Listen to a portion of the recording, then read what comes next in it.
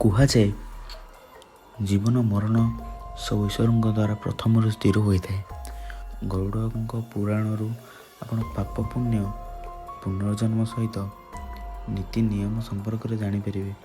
ଗରୁଡ଼ ପୁରାଣରେ ସଞ୍ଜୀବନୀ ବିଦ୍ୟା ଦ୍ୱାରା ମୃତ ବ୍ୟକ୍ତିଙ୍କୁ ପୁଣି ଥରେ ଜୀବିତ କରାଇବା କଥା କୁହାଯାଇଛି। କୁହାଯାଏ ଗୁରୁ ଶୁକ୍ରାଚାର୍ଯ୍ୟଙ୍କ ପାଖରେ ଏହି ବିଦ୍ୟାଟି ଥିଲା, ଯାହାଦ୍ୱାରା ସେ ବହୁ ମୃତ ଦୈତ୍ୟଙ୍କୁ ପୁନର୍ଜନ୍ମ ଦେଇପାରୁଥିଲେ। ଏହି ମନ୍ତ୍ର ଦ୍ୱାରା ଶୁକ୍ରାଚାର୍ଯ୍ୟ ଆହତ ସୈନ୍ୟକୁ ବି ଠିକ୍ କରିପାରୁଥିଲେ। କ'ଣ ଏହି ସଞ୍ଜୀବନୀ ମନ୍ତ୍ର? ଆସନ୍ତୁ ଜାଣିବା।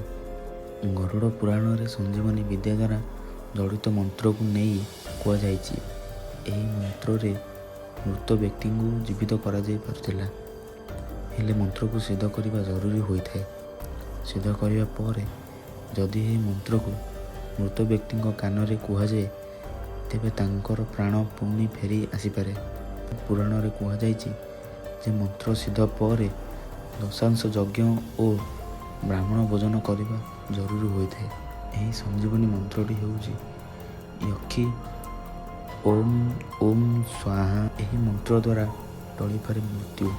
ମାନ୍ୟତା ଯେ ଯଦି କେହି ବ୍ୟକ୍ତି ମୃତ୍ୟୁଶଯ୍ୟାରେ ପଡ଼ିଥାଏ ଓ ସବୁ ଚିକିତ୍ସା ପଦ୍ଧତି ଶେଷ ହୋଇଯାଇଥାଏ, ତେବେ ମହାମୃତ୍ୟୁଞ୍ଜୟ ମନ୍ତ୍ର ସିଦ୍ଧି କରାଯାଇଥିଲେ ଏହାଦ୍ୱାରା ବ୍ୟକ୍ତିର ମୃତ୍ୟୁକୁ ଏଡ଼ାଇ ଦିଆଯାଇପାରେ। କୁହାଯାଏ ଋଷି ମାର୍କଣ୍ଡେୟ ମହାମୃତ୍ୟୁଞ୍ଜୟ ମନ୍ତ୍ର ଦ୍ୱାରା ନିଜର ମୃତ୍ୟୁକୁ ଟାଳି ଦେଇଥିଲେ, ଫଳରେ ଯମରାଜ ଖାଲି ହାତରେ ଫେରିଥିଲେ। ତେଣୁ ଏହାକୁ ମଧ୍ୟ ମୃତ୍ୟୁ ସଞ୍ଜୀବନୀ ମନ୍ତ୍ର ବୋଲି କୁହାଯାଏ।